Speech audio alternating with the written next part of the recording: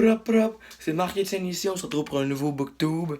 Aujourd'hui, je vais vous parler d'un de mes livres préférés, qui s'intitule L.com, fait par Patrick Sénécal, avec la maison d'édition à lire.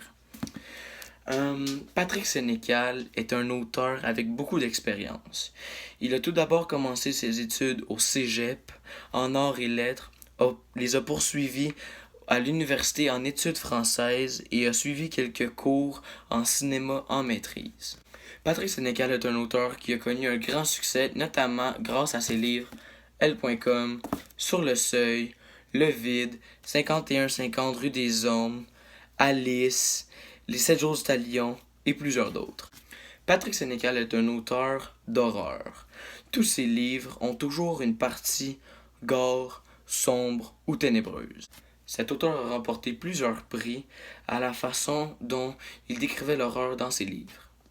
Maintenant, je vais vous faire un petit résumé de l'histoire de L.com. Depuis qu'il a pris la tête de la société immobilière de son père, Daniel Saul est devenu l'un des hommes d'affaires les plus riches du Québec. Dans la jeune quarantaine, beau, fonceur, intelligent, il est sans pitié pour toute la concurrence. Daniel a tout pour lui et ne se gêne pas pour prendre le reste. Quand Martin Charon, un financier et ancien confrère de collègues, demande à Daniel de s'inscrire sur un site secret où tout, mais absolument tout est possible pour ceux qui le fréquentent, Daniel sait qu'il ne pourra pas refuser cette offre. Fait que là, un coup que Daniel s'est inscrit à ce site-là, L.com, il a commencé à l'explorer, puis explorer les différentes sphères du site. Puis c'est à ce moment-là précis qu'il s'est rendu compte qu'il y avait vraiment des petits désirs sombres, puis des petits désirs un petit peu malsains, j'ai envie de dire. À l'aide du site, il se permet d'aller dans plein de clubs échangistes ou ben des bordels. Fait que là, quand il commence à faire ses épopées, j'ai envie de dire, avec des péripatéticiennes, il se rend compte que comme quand il leur fait mal, ou genre qui est vraiment comme agressif avec eux autres, c'est là comme qu'il prend vraiment son pied. Puis c'est là que comme toute l'histoire commence à débouler. Parce que quand il se rend compte de ça, il est quand même, il a quand même un bon moral. Fait qu'il est capable de se dire que ça n'a pas d'allure ce qu'il fait. Puis c'est vraiment genre hors du commun. Fait que là, il commence vraiment un peu à capoter et à se poser des questions sur sur sa personnalité. Le moment où que tout commence à débouler, c'est quand il commence à faire des affaires vraiment comme illégales. Comme par exemple, dans le livre, à un moment donné, il y a un moment où est-ce qu'il est vraiment en colère contre un concurrent.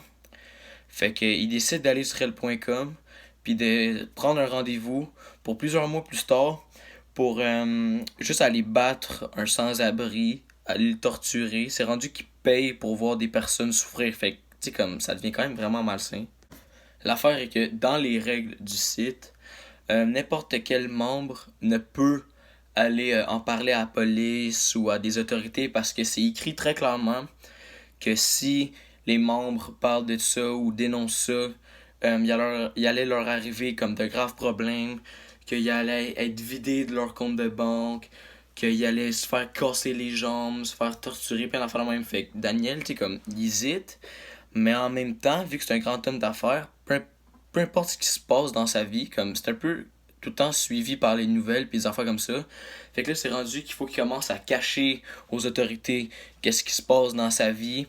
Mais là, tu sais, Simon, son fils, comme, il est pas vraiment comme content parce que son père veut rien lui dire de qu'est-ce qu'il fait le soir après le travail, où est-ce qu'il va. Fait que là, tout en même temps de ça, Daniel, il commence peu à peu à se séparer de son fils qui est comme pas vraiment ce qu'il veut.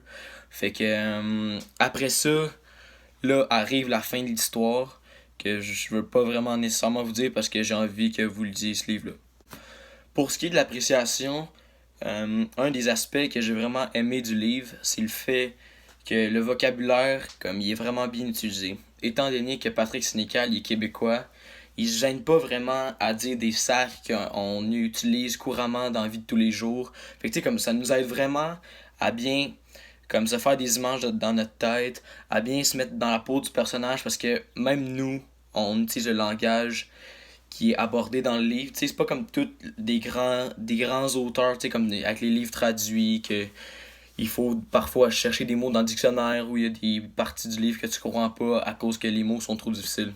Pour ce qui est du deuxième aspect, j'aime vraiment le thème de l'horreur, parce que pour moi, lire, c'est fait pour s'évader du monde ordinaire, pour s'évader de la vie de tous les jours. Fait que je pense vraiment que l'auteur a vraiment réussi dans cette partie-là, parce que en abordant l'horreur, ça aborde un sujet que, tu sais, comme, ça nous fait vivre plein d'émotions en même temps, puis ça nous fait douter des choses dans la vraie vie, parce que ça peut vraiment créer comme des craintes de la façon que c'est décrit, puis c'est vraiment ça, je trouve, le talent de Patrick Sénécal, c'est d'écrire les affaires, parce que, tu sais, comme, il est vraiment spécialisé dans l'horreur, fait que je pense que c'est vraiment une de ses grandes spécialités, puis je pense que c'est vraiment son plus gros talent dans ses livres. En conclusion, je recommande pas ce livre-là à tout le monde, parce que, tu sais, comme c'est vraiment pas fait pour les cœurs sensibles. Qu'est-ce qui est décrit là-dedans, c'est tout simplement horrible. La façon que c'est fait, pour elle, c'est vraiment parfait de la façon que c'est fait, mais c'est vraiment bizarre, malsain comme univers, puis ça peut peut-être même amener la paranoïa chez certaines personnes. Fait que je recommande vraiment ça aux personnes qui sont fans d'horreur, qui sont fans des livres comme celui-ci. Mais par exemple, je recommande aucunement ce livre-là aux enfants, aux jeunes adolescents qui sont pas vraiment encore prêts de lire des choses comme ça. Fait que, somme toute, je trouve que c'est un très bon livre. Personnellement, c'est un de mes livres préférés. Fait que, c'est ça. Bonne journée.